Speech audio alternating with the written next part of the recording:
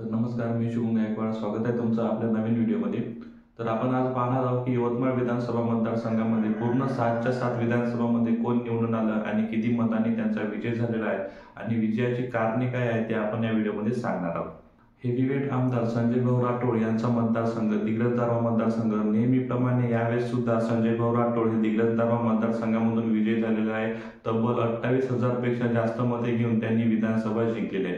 सलग 5 वेळा ते आमदार राहणार आहे मित्रांनो. ही त्यांची 5वी टर्म होती आणि 5व्या टर्म मध्ये सुद्धा संजय भाऊ राठोड यांचा विजय झालेला आहे. त्यांच्या विरोधात तुम्ही कोणाला उभे करा, त्यांचा विजय हा निश्चितच मानला जातो. दारव्हा दिग्रस मतदारसंघामध्ये विकास कामे सुद्धा त्यांनी तशीच केलेली आहे. विकास कामावर मतं घेणारा तो माणूस आहे आणि त्यांचं नाव तुम्ही कुठे खराब करा तरी त्यांच्या कामावर कोणीच टीका करू शकत नाही, कारण का संजू भाऊचं जे काम आहे हेच त्यांचं मतदारसंघामध्ये त्यांचं वजन आहे.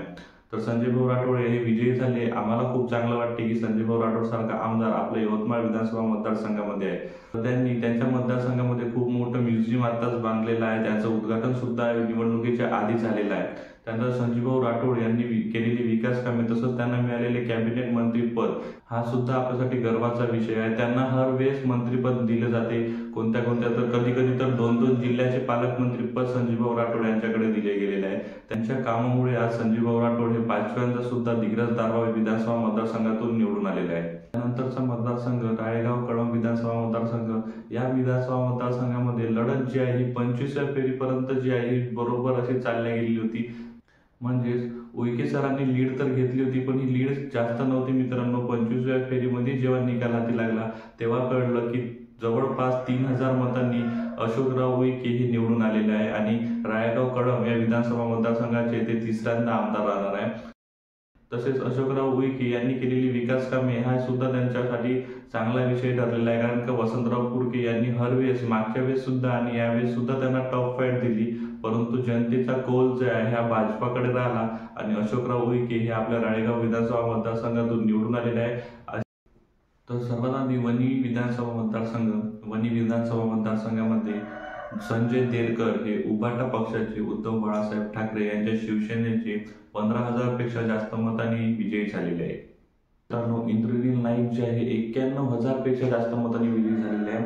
तुम्ही पाहू शकता की पुसद विधानसभा मतदारसंघामध्ये नाईक परिवाराचा जो दबदबा आहे तो यावेळेस सुद्धा कायम राहिलेला आहे.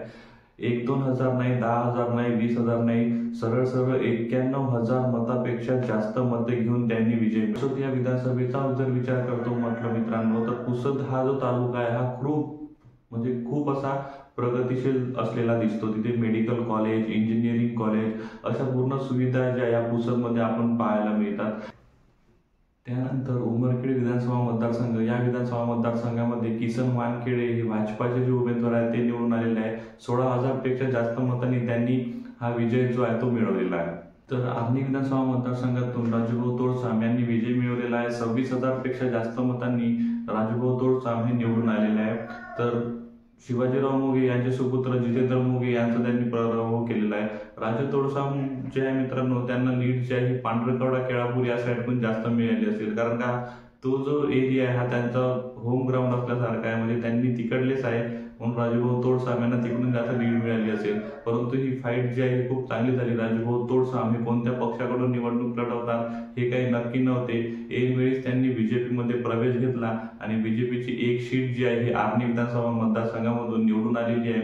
अशा प्रकारे बीजेपीच्या सर्वेचकडे जास्तीत जास्त सीटा निवडून आलेल्या आपण पाहत आहोत. त्यानंतर येणारा विधानसभा मतदारसंघ म्हणजे यवतमाळ विधानसभा मतदारसंघ. या विधानसभा मतदारसंघामध्ये भाजपाला जी आहे हा पराभवाची चव चाका लागलेली आहे. मदन भाऊ येरावार लगातार 2 वेळा विधानसभा आमदार राहिलेले मदन भाऊ येरावार, तिसऱ्यांदा त्यांचा विजय झालेला नाही आणि बाळासाहेब मांगुळकर यांनी त्यांचा पराभव केलेला आहे.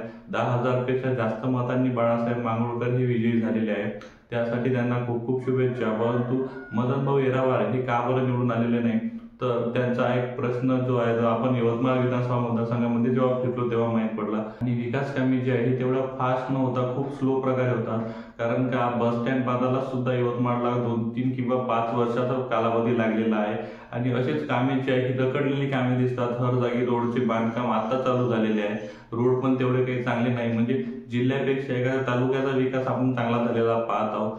म्हणून यावेळी जनतेचा कौल जे आहे मदन भाऊ येरावार यांच्याकडे न राहता बाळासाहेब मांगुळकर यांच्याकडे गेलेला आहे. यानंतर पाहू आपण की यांनी सुद्धा आपल्या यवतमाळ जिल्ह्याचा विकास करू शकतात आणि यवतमाळकरांनी जो कौल त्यांच्याकडे दिलेला आहे त्यावाल्या कौलवर त्यांनी खरे उतरतात का ते आपण पाहणार आहोत। अशा प्रकारे आपण 7च्या 7 विधानसभा मतदारसंघाची जी माहिती तुम्हाला दिलेली आहे। तुमच्या विधानसभा मतदारसंघामध्ये तुम्ही केलेलं मतदान हे खरं ठरलं का? म्हणजे तुम्हाला वाटते का की खरंच हा उमेदवार आपल्यासाठी चांगला असेल आणि तुम्हाला कोण वाटत होतं की कोण निवडून येणार आणि तुमच्या मनासारखं झालेलं का?